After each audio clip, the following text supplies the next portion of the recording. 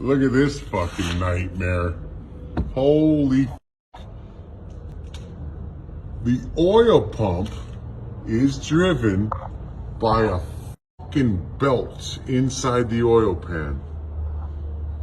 2020 Ford EcoSport 1.03 cylinder.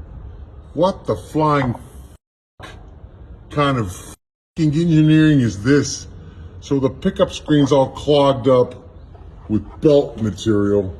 We cleaned it out, 0 oil pressure, 90% of it's here. Look in the oil pan. What a fucking joke, full of black goo, bearing material, belt material. Why in the fuck would they make this to stick up somebody's ass? This is a throwaway car, dude. Throwaway, 3 cylinders, 3 little bangers in there, and a wet-driven oil pump. That is okay. I've seen some junk before, but dude, what the fuck? No oil pressure, 0.